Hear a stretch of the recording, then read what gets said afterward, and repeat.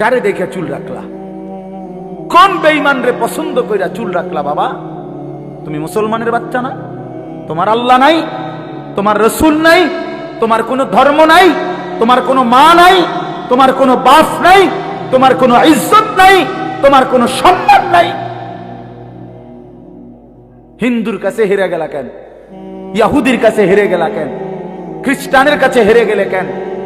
বেঈমানের কাছে হেরে গেলা কেন? জানো মিয়া, আমি শেষ কথা মনে রাখো বাপ, আমরা বহুদিন বলছিলাম যে আজীবন ফিলিস্তিনে রক্ত ঝরবে, আজীবন রোহিঙ্গা আরাকানে রক্ত ঝরবে, আজীবন শুধু কাশ্মীরে রক্ত ঝরবে। এটা শেষ কথা না, এটা শেষ কথা না যুবক। আজকে ইসকনের গুন্ডারা বাংলাদেশের জমিনে, ইসকন নামে এই হিন্দু সন্ত্রাসীরা, হিন্দু গুন্ডারা ইসকনের নাম করে বাংলাদেশের জমিনে প্রকাশ্য দিবালোকে 92% মুসলমানের বাংলাদেশে, যেখানে ফজরের আজানের ঘুম ভাঙ্গে, যেই জমিনে লক্ষ লক্ষ কোরআন তিলাওয়াত হয়, যেখানে লাখ লাখ তালেবে ইলম আল্লাহর কোরআন মুখস্থ করে, যেখানে প্রতিদিন 5 ওয়াক্ত নামাজ হয়, আজান হয়, এই বাংলাদেশের সবুজ শ্যামল জমিনে প্রকাশ্য দিবালোকে ইসকনের হিন্দু বেঈমানরা, হিন্দু সন্ত্রাসীরা, উগ্রবাদীরা আমার বাংলাদেশের জলজ্জান্ত একজন অ্যাডভোকেট মুসলমানকে সাইফুল ইসলাম আলিফ নামে তারের প্রকাশ্য দিবালোকে জবাই করে ফেলছে, জবাই করে ফেলছে। জানো মিয়া, মোবাইল টিপো বইয়া বইয়া, মানুষের বেড়ি দেখো আর উলঙ্গ নাচ দেখো। মনে রাখো, আমি যদি আর কোনোদিন বলতে নাও পারি, একবারই বললাম, মনে রাখো ছেলেরা, দুশ্মন বুঝাই দিছে, সুযোগ পাইলে সে তোমারও ছাড়বে না, আমারও ছাড়বে না। বুঝছনি বাপ? ওই অ্যাডভোকেট তো হুজুর না,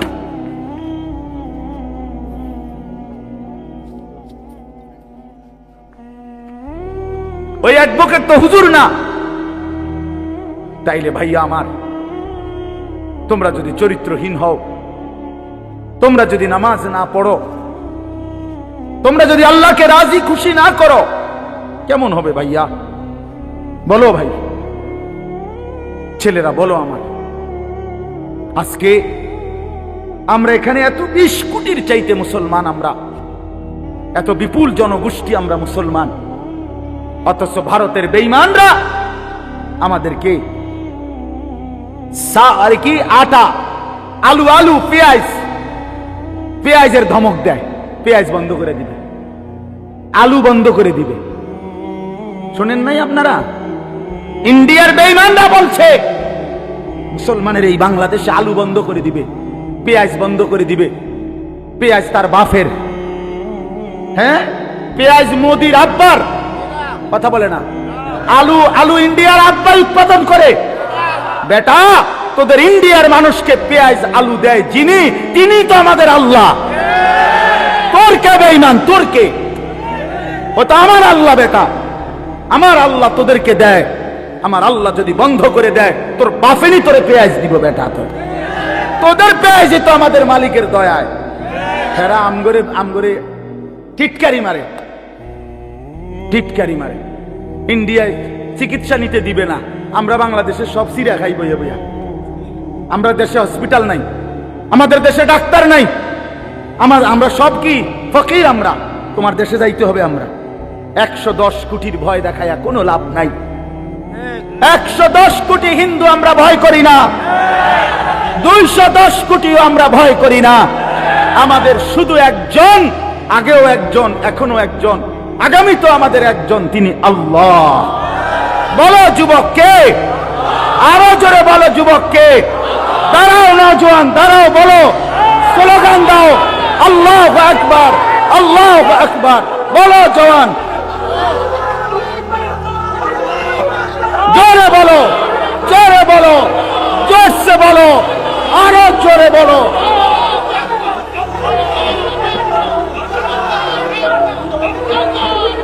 আল্লাহ বড়, আল্লাহ বড়।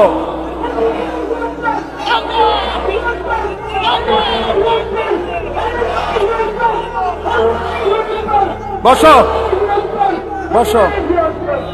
আল্লাহ বড়, আল্লাহ বড়।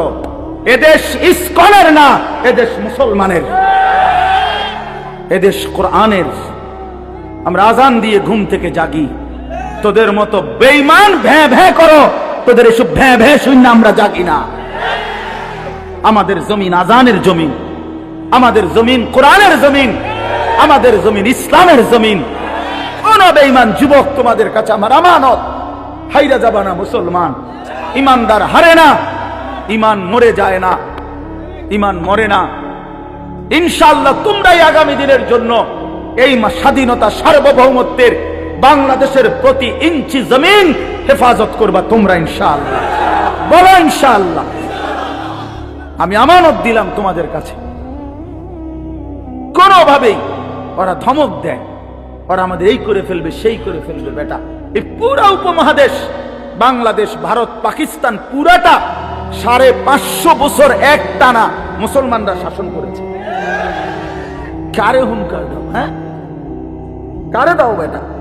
110 কোটি হিন্দু হয়ে গেছে, 130 কোটি হিন্দু হয়ে গেছে। কি হয়েছে বেটা? ইসলামের ইতিহাসে, পৃথিবীর ইতিহাসে মুসলমান কখনোই সংখ্যাগরিষ্ঠ ছিল না, মুসলমান কমই ছিল, কিন্তু বিজয় মুসলমানেরই হয়েছে। কোরআনে আছে কাম মিন ফিআতিন কালিলাতিন গালাবাত ফিআতান কাসীরা। কম সংখ্যকে বিজয় লাভ করেছে অধিক সংখ্যকের উপরে।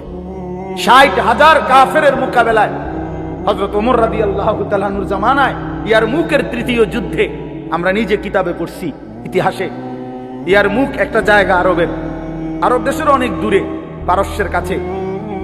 3 বার সেখানে খ্রিস্টান বাহিনীর সাথে মুসলমান সাহাবীদের যুদ্ধ হয়েছিল। তৃতীয়বারের যুদ্ধে খ্রিস্টান বাহিনী ছিল 60,000। হযরত ওমর রাদিয়াল্লাহু তাআলা আনহু মদিনায় পরামর্শ বসছিলেন যে 60,000 কাফেরের মোকাবেলায় কয়জন পাঠাবে সৈন্য। তখন সাহাবীরা পরামর্শ দিছে, কেউ বলছে 6,000, কেউ বলছে 3,000, এমনি এমনি বলতেছিল।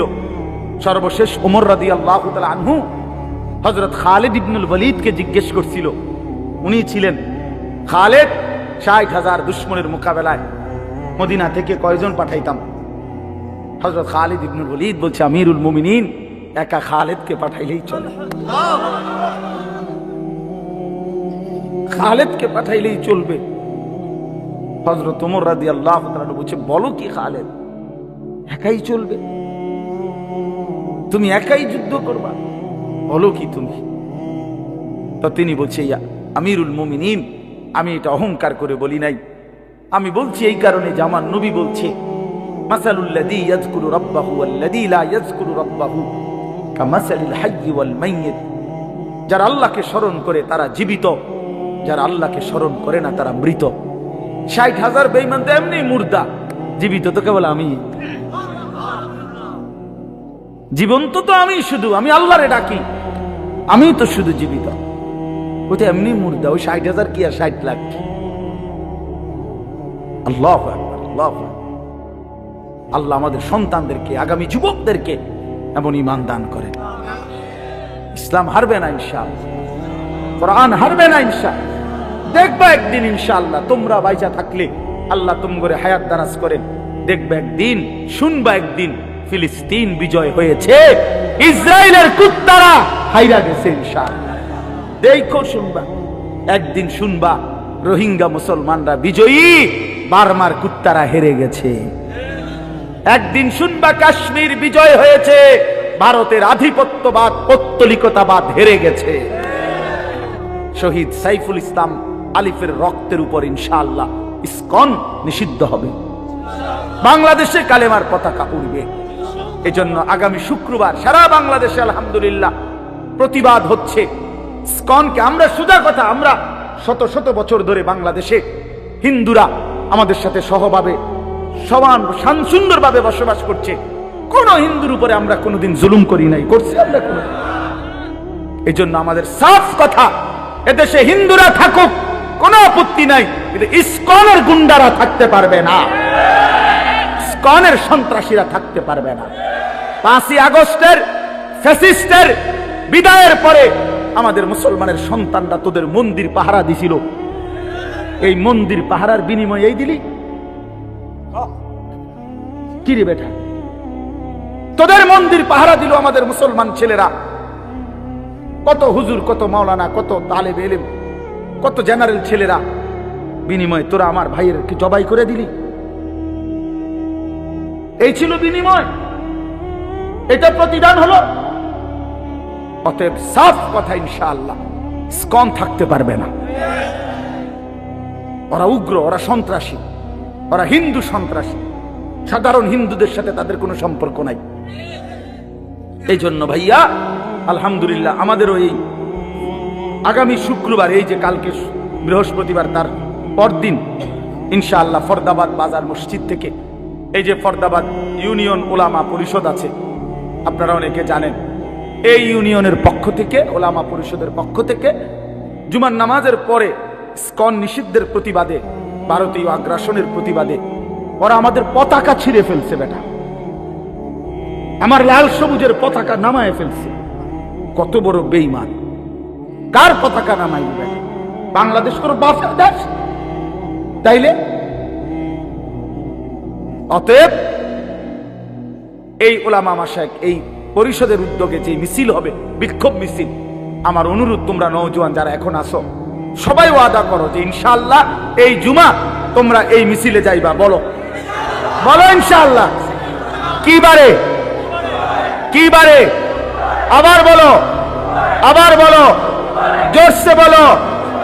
হ্যাঁ, মাশাআল্লাহ, আল্লাহ তৌফিক দান। আমি বললাম তোমাকে ইনশাআল্লাহ আল্লাহ তৌফিক দান করেন, আল্লাহ কবুল করেন। আমাদের প্রিয় রাহবার, আমাদের জাতির কায়েদ, আমাদের স্বপ্ন, আমাদের আশা আকাঙ্ক্ষার কেন্দ্রস্থল, হৃদয়ের সবটুকু গভীরে আমরা যাকে ভালোবাসি, আমাদের সেই আধ্যাত্মিক এবং আগামী দিনের বাংলাদেশে যাকে সবচেয়ে বড় সম্ভাবনাময় আমরা মনে করি, আমাদের সিংহ শার্দুল, আমাদের গর্জন, আমাদের হুঙ্কার, আমাদের অহংকার, আল্লামা মামুনুল হক দামাত বারাকাতুহুল আলিয়া হযরত অসুস্থ, অনেক অসুস্থ, হসপিটালে চিকিৎসাধীন আছে। প্রিয় বন্ধু, প্রিয় নওজোয়ান, প্রিয় রাহবারের জন্য তোমরা সবাই দোয়া করবা, মামুন যেন মামুন হয়ে যায়, আল্লাহ যেন তাকে মামুন নিরাপদ করে দেয়। তার প্রতিটা আওয়াজ, তার প্রতিটা শব্দ, হুঙ্কার লাখো কোটি যুবকের কলিজা নাড়ায় ফেলে। তিনি যখন আওয়াজ করে তখন বাঘের গর্জন শোনা যায়। মামুনুল হক যখন দাঁড়ায় তখন মিছিল হয়ে যায়। মামুনুল হক যখন হাঁটতে থাকে তো লাখো মানুষের জমায়েত পিছনে ছুটতে থাকে। আল্লাহ তাআলা তাকে সিহতে আফিয়া দান করেন। আল্লাহ তাআলা আমাদের সবাইকে ঈমান ইসলামের জন্য কবুল করেন। জীবন তো একটাই, মরতেই হবে যখন, শহীদি মরণ দিও আমাকে। মরেই তো যাব বন্ধু, আল্লাহর জন্য জান দিয়ে যদি মরে যাই কোনো সমস্যা, কোনো সমস্যা। আমার পুতের লগত আমি বুঝাপড়া করে লইছি, কইয়া রাখছি, পুত গেলে গেছি আমি, কোনো অসুবিধা নাই বাপ, আগামী দিনে তুই লড়বি ইসলামের জন্য বেটা। আল্লাহ আমাদের প্রত্যেককে কবুল করেন, এই মাদ্রাসাকে কবুল করেন, এই মাদ্রাসার তামাম জরুরত আল্লাহ তাআলা পূরণ করে দেন। আমিন। সুবহানাল্লাহি ওয়া বিহামদিহি।